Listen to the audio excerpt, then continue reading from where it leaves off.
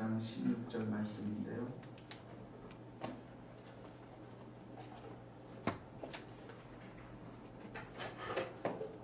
마가복음 1장 16절.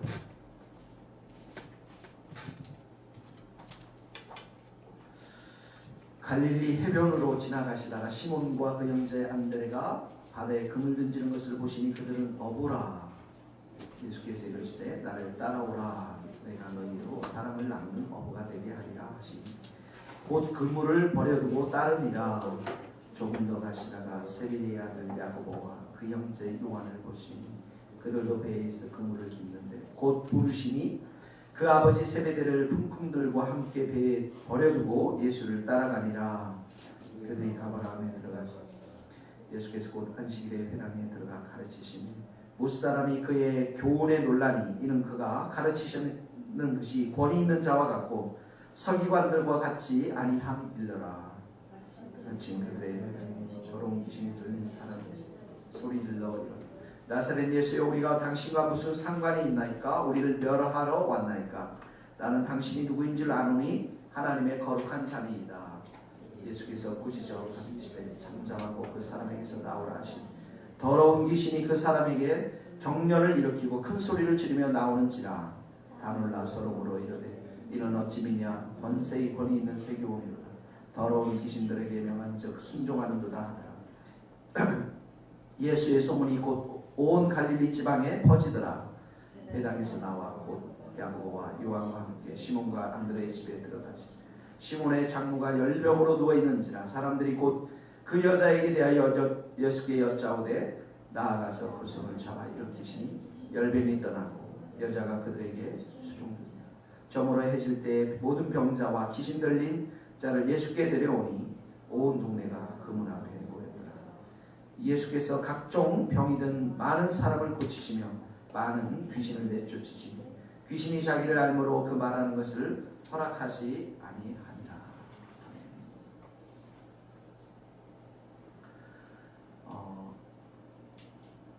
우리가 16절에서부터 20절에 보면 제자를 부르시는 장면이 나옵니다. 시몬과 16절에 앞에 형제 안드레를 불러주셨는데 17절에 보니까 나를 따라오느라 그렇게 얘기하니까 18절에 그물을 버려두고 따르니라.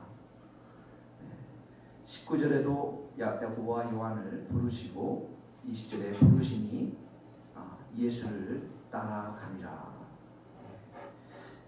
함께 배에 버려두고 그 아버지 세베대를 버려두고 예수를 따라가는 장면이 이렇게 나옵니다. 우리는 여기서 이제 제자가 누구인가를 분명히 보게 되죠. 예수님이 불러주시고 또 예수님을 향해서 따라가는 사람, 이것이 바로 제자라는 것이죠. 그래서 자기가 먹고 사는 그 건물이라는 그물과 또 아버지라고 하는 가장 가까운 혈육을 다 포기하고 이 시간에 보면 예수님을 따르는 장면이 나옵니다. 제자란 이런 사람들이라는 것이죠. 가장 자기가 귀하게 여기고 평생 먹고 살아야 될 그 그물, 그것을 다 내려두고 또 가장 가까운 혈육을 뒤로 하고 그리고 예수님만 따라가는 것. 20절에 보니까 예수를 따라가니라. 이 제자의 모습입니다. 우리가 평생 정말 예수 믿는 사람으로서 따라가야 될 사람, 따라가야 될 한 분이 있다면 예수님이시라. 예수님이 우리의 목표가 되고 예수님이 우리의 방향이 되고 예수님이 우리의 삶의 모든 것이 되는 것, 이것이 제자라는 것입니다. 근데 예수님을 따라가면 반드시 생기는 것이 있습니다. 무엇이 생기겠습니까? 17절에 목표가 생기는데 그 목표가 나를 따라오느라 내가 너희로 뭘 낚는 어부가 된다고요? 사람을 낚는 어부가 된다. 사람이 가장 중요하다는 것입니다. 하나님 나라에 하나님이 가장 중요하시고 하나님께 영광을 우리가 돌리고 하나님께 찬송을 드리지만 이 땅 가운데 또 예수님이 오신 것은 사람을 구원하기 위해서, 사람을 낚기 위해서 이 땅 가운데 오셨다라는 것이죠. 내가 예수님을 잘 따라가고 있는가, 잘 따라가지 못하고 있는가, 그게 극명하게 드러나는 게 뭐냐면 그 사람이 그 사람 주의를 통해서 사람들이 살아나고 있는가? 예수님을 따라가는 제자들이 계속해서 생기고 있는가? 이게 기준이 된다는 거예요. 얼마 전에도 우리가 지금 봤지만 대형교회 재정장로님, 수석장로님이 자살하지 않았습니까? 몇백억 가지고 자살했잖아요. 무슨 의미가 있어요? 그 부분에 있어서 보면은 정말 예수님을 잘 따라갔다면 그렇게 자살할 수 없는 것이죠. 뭐 그 안에 무슨 일이 있었는지는 저희들이 잘 알 수 없지만 이 말씀에 의해서 온다면 우리가 제자로 살아가는데 목표가 되시는 분은 예수님이고 끝까지 따라가야 될 예수님이고 목사도 아니고 장로도 아니고 이 세상에 이런 것들이 다 목표가 되는 것이 아니라 예수님이고 교회를 크게 건물을 짓고 이런 게 우리의 목표가 아니라 예수님을 따라가는 것이고 예수님을 따라가다 보면 그 주위에는 사람이 예수님께로 나아가게 하는 내 인생을 통해서 구원받는 성도들이 늘어나는 그런 역사가 일어난다는 거예요. 그러니까 우리는 천국에 가서 예수님을 만날 때 무엇을 가지고 만나는가? 사람을 가지고 만나는 거예요. 베드로가 성령을 받고 가장 먼저 할 일이 뭡니까? 3,000명, 5,000명 회심하는 역사가 일어나잖아요. 사람 낳는 어부가 되잖아요. 그 성전 미문에 안전뱅이를 고치면서 그 사람이 주님의 사람으로 되잖아요. 다 사람이 예수님의 사람으로 변화되어지는 그런 역사가 일어나는 것이죠. 바울이 곳곳에 가서 교회를 세울 때 어떻게 합니까? 건물을 세웠다는 말은 하나도 없어요. 건물을 가지고 돈을 헌금해서 건물을 크게 지었다는 말은 하나도 없습니다.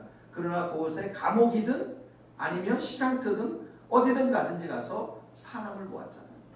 사람을 모으고 그 사람들이 가정교회로 곳곳에 우리가 학자들이 얘기하듯이 고린도 교회 이런 에베소 교회 많은 교회들이 이렇게 흩어져서 가정 에베소에 있는 교회들이 흩어진 전체가 모인 교회를 에베소 교회다 이렇게 얘기하고 있는데 그만큼 가는 곳에 사람들이 살아나고 예수님을 따르는 제자들이 많이 생겨났다라는 것이죠. 로마서 마지막 장에 보면은 그 바울이 여러 사람들 얘기들을 쭉 하고 있지 않습니까? 베베도 얘기하고 유니아도 얘기하고 여러 사람들 얘기들이 나오고 있는데 그 얘기가 무엇입니까? 그를 통해서 제자가 된 사람들, 예수님을 믿은 사람들, 그 사람들의 이름들이 쫙 나와 있는 것이죠.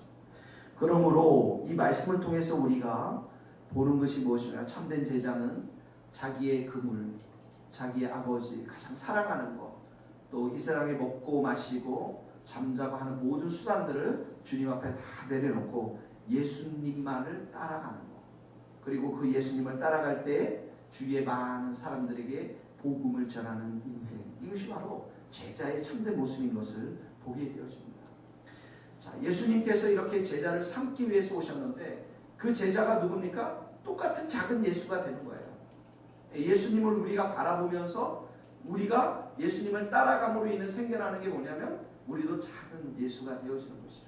그러므로 우리는 여기서 이중적인 걸 갖게 돼요. 첫 번째 뭐냐면 예수님이 누구인가를 끊임없이 우리가 바라보고 따라가지만 그 예수님이 우리의 삶 가운데 또 드러나야 한다는 것이죠. 예수님이 가지고 있는 권세, 능력, 사랑, 섬김, 희생 이 모든 것들이 우리들의 삶을 통해서 드러나야 되는데 예수님은 세 가지를 통해서 이 땅 가운데 사역을 하셨습니다. 첫 번째는 뭐냐면 teaching, 가르치셨고요. 뭘 가르쳤겠습니까? 천국 복음이죠. 하나님 나라에 대해서 가르치셨겠죠. 두 번째는 뭡니까?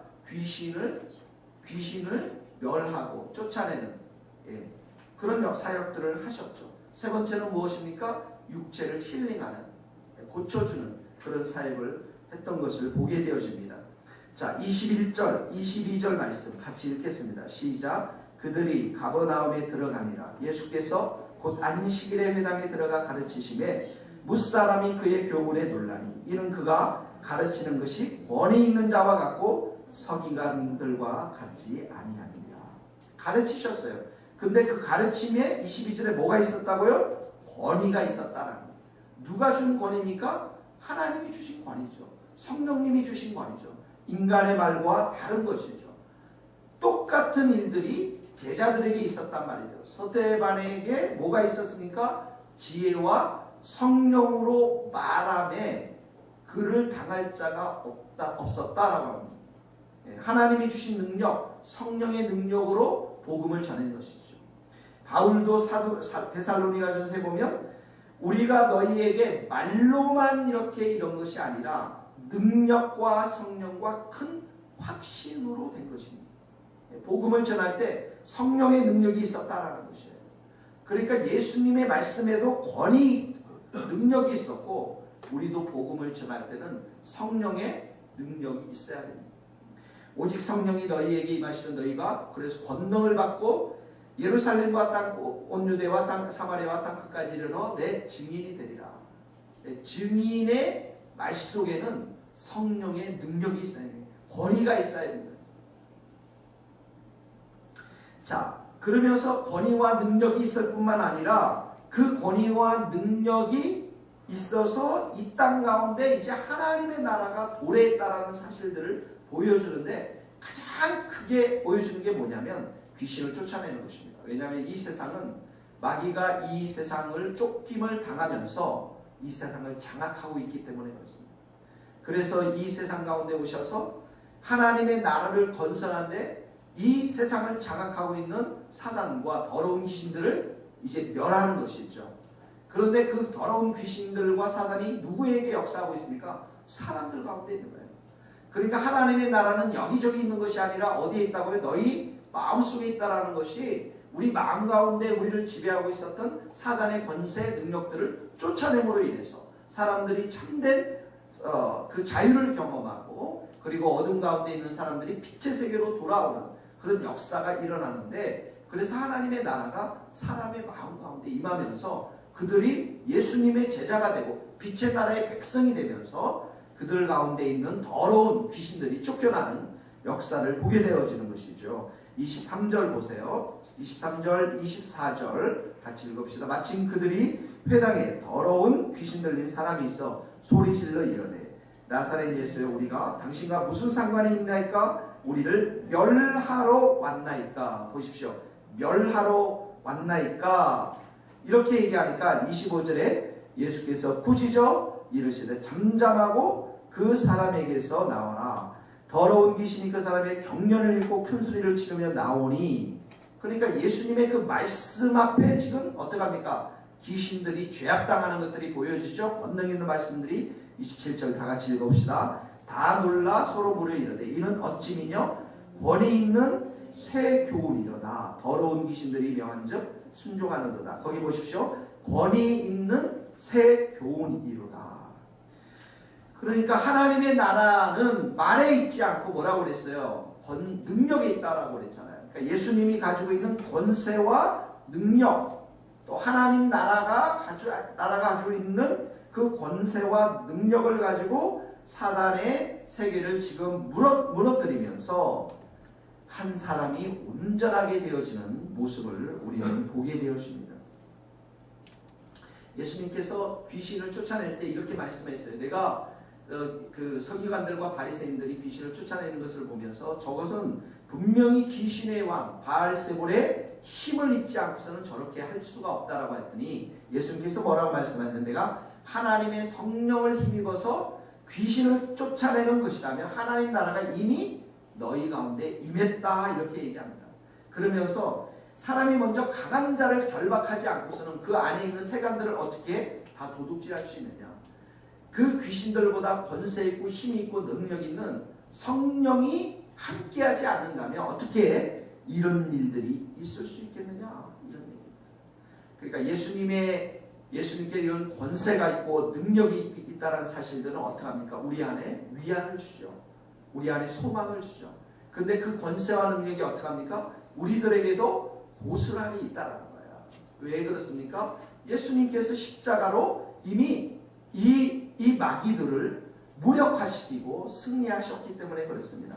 예수님의 다리에서 실장에 보면 그 권세가 영원한 권세고 소멸하지 않는 권세고 그리고 그의 나라는 멸망치 않겠다라고 얘기하면서 요한일서에도 보면 이 하나님의 아들 예수님이 나타난 것은 그 권세를 가지고 마귀 일을 멸하기 위해서 오셨다라고 말했어요. 그러니까 지금의 이제 현대 세계에는 사실은 마귀 얘기들이 많이 없어요. 우리가 어렸을 때는 마귀를 쫓아내고 마귀에 대한 찬송들을 많이 부르지 않았습니까? 근데 지금은 마귀 얘기하면, 귀신 얘기하면 이상한 그런 동네가 되어버렸어요. 그런데 실제로 우리의 마음 가운데 혼란케 하고 미혹케 하고 우리의 신앙을 좌절케 하고 무력하게 만들고 미신하게 만들고 이 모든 것 뒤에는 다 마귀가 역사하는 겁니다. 그러므로 성경에는 마귀를 어떻게 하라고 했습니까? 대적하라고 했어요. 마귀를 대적하고 그러면 너희를 피하리라. 그러면서 우리가 해야 될 게 뭡니까? 하나님을 가까이 하라. 그리하면 너희를 가까이 하시리라.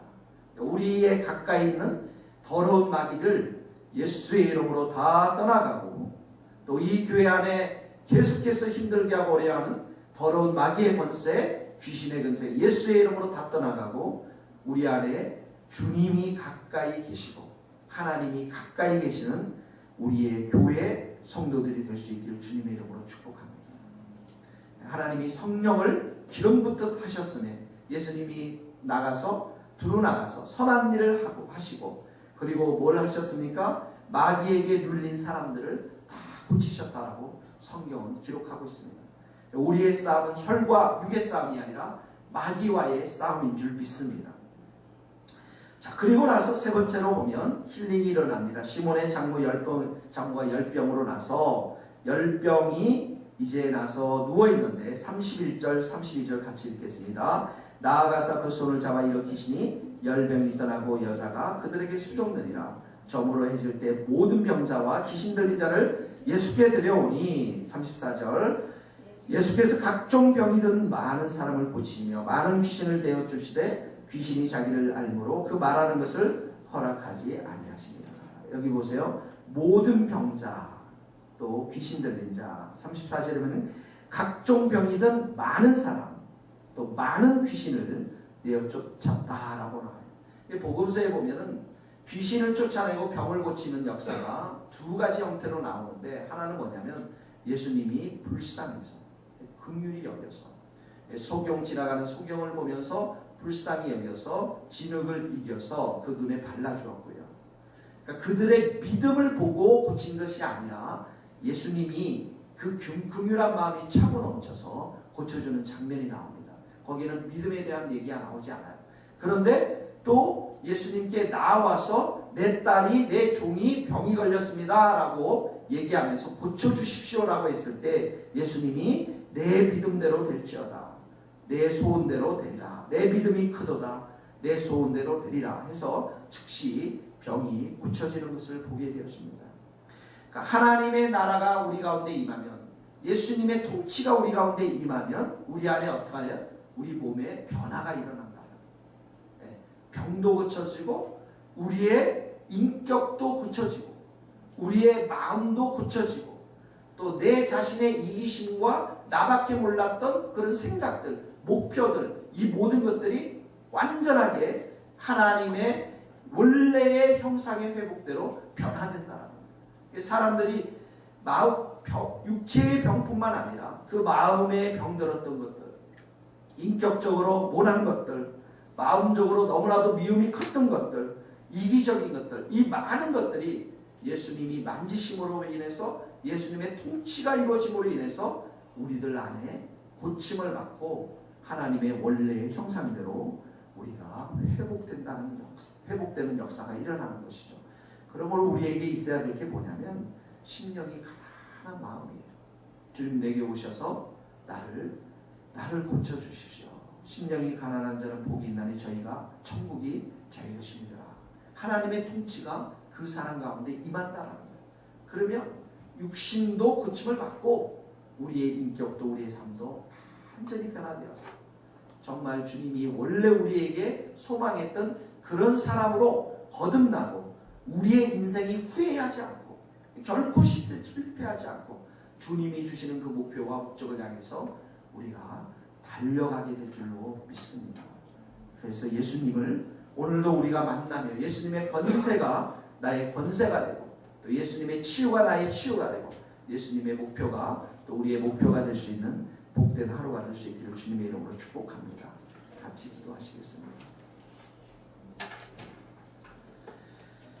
같이 기도하시겠습니다. 하나님 아버지, 오늘 사람 낚는 어부로 만들어 주시기 위해서 제자들을 불러주신 하나님 아버지, 우리 머리 숙인 우리 귀한 성도들, 또 인터넷을 통해서 예배드리는 우리 성도들, 사람 낚는 어부로 우리를 만들어 주시옵시고, 아버지 하나님, 우리가 주님을 부지런히 따라갈 수 있도록 도와주시고, 하나님의 그 권세와 능력을 따라서 살아가는 우리가 될 수 있도록 주님 역사하여 주시기를 원합니다.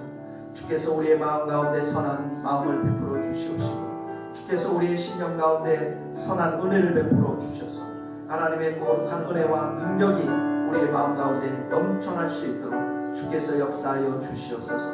권세와 능력으로 이 땅에 오신 예수님, 주님의 더럽고 추악한 귀신들을 쫓아내며 마귀의 권세를 멸하신 그 예수님께서 오늘도 우리 가운데 역사해 주셔서 우리가 마귀를 대적합니다. 예수의 이름으로 대적하오니 다 물리쳐 주시옵시고, 우리 안에 병든 부분들, 연약한 부분들 치유하시고 회복시켜 주셔서 담대하게 권세 있는 자로 살아갈 수 있도록 주님 역사하여 주시기를 원합니다. 우리 교회가 그런 교회가 되기를 원합니다. 하나님 아버지, 우리 교회가 그런 권세 있고 능력 있는 교회가 되기를 원합니다. 오시옵소서. 능력으로 오시옵소서. 성령의 기름을 부어주시옵시고 성령의 충만한 은혜를 부어주셔서 하나님을 의지하며 나아가는 복된 교회가 될 수 있도록 우리 하나님 역사하여 주시기를 원합니다. 주께서 함께하여 주실 줄 믿고 모든 것을 주님께 의탁합니다. 하나님 아버지, 이한 새벽에 함께 예배드린 모든 성도들에게 우리가 예수님을 끝까지 따라갈 수 있도록 도와주시옵시고, 또 예수님이 주시는 그 능력과 권세와 가르침을 통해서 어둠 가운데 있는 영혼들을 빛의 세계로 구원하는 주님의 귀한 제자들이 될 수 있도록 주님 역사하여 주시옵소서. 우리의 병든 부분, 연약한 부분 주님 십자가 앞에 다 내려놓으니 이 아침에도 우리를 고쳐주시고 치유하여 주시고 회복시켜 주시고 성령으로 충만케 하여 주셔서 하나님 아버지, 이 어둠의 세상 가운데서 주님의 귀한 제자로 우뚝 설 수 있도록 우리의 믿음 가운데 역사하여 주시옵소서. 예수님의 이름으로 기도하오며, 지금은 우리 주 예수 그리스도의 은혜와 하나님의 크신 사랑과 성령님의 교통하심이 예수님만을 의지하며 바라보며 따라가기를 소망하는 우리 모든 성도들 머리 위에, 선교사님들 선교와 사역 위에 이제로부터 영원토록 함께 하시기를 간절히 축원하옵나이다. 아멘.